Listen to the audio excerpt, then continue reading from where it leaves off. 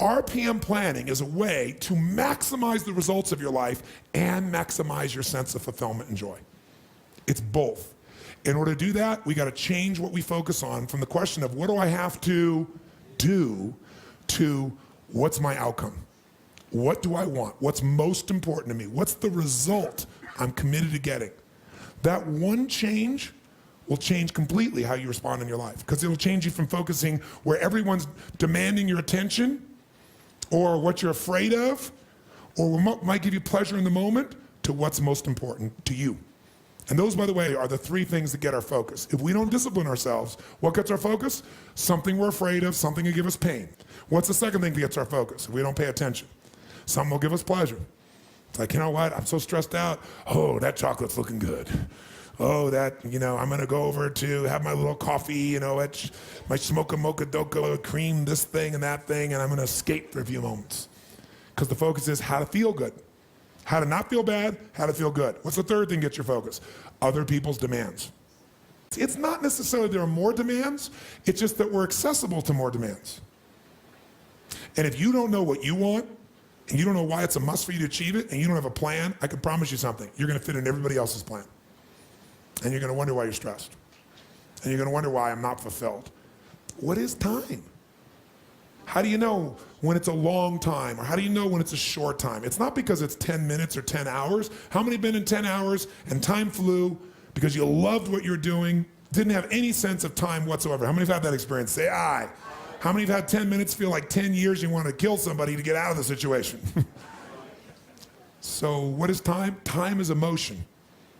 Got to remember that time is emotion. What you're really managing is emotion. Another word for that would be meaning or fulfillment. Focus is power, but you got to take it. Take it back. Take back that power. And you got to know when you do have that focus, how to chunk it, how to group it so you're not overwhelmed. Let me show you how to make it simpler. When mass information is coming at you, you get overwhelmed.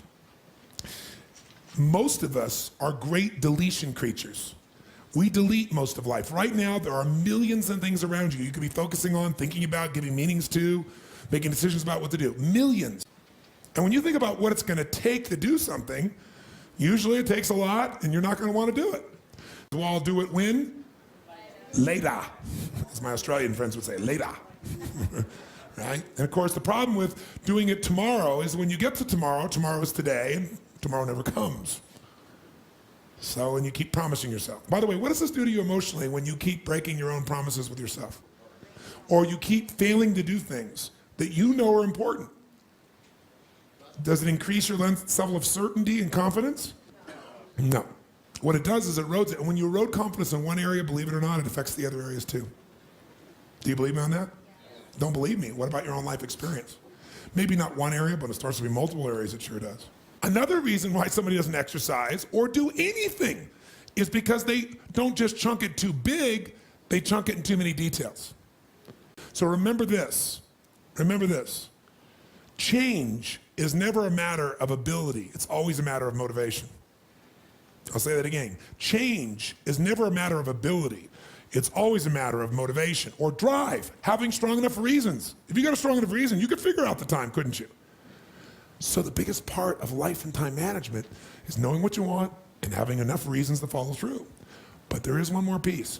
If you make enough reasons to follow through and you know what you want, but you make the task overwhelming, you'll be overwhelmed. What you focus on, you feel. What you feel, you are moved to somehow actuate. But if you only focus on what you don't want, or what's stressful in your life, what you can't control, or what you screwed up on, or what you messed up on in the past, not going to get where you want to be. Chunking is power. You don't want to over-chunk where you're trying to bite the whole darn thing together. You also don't want to under-chunk where you make a million pieces of something. What is chunking? It's taking all that's coming at you and putting it into idealized size groups that your mind can handle. See, science has proven the human brain, consciously, we can only handle what they call 7 ± 2 chunks of information. It's a term that they describe in science, that human beings can only handle 7 ± 2 chunks of information at one time.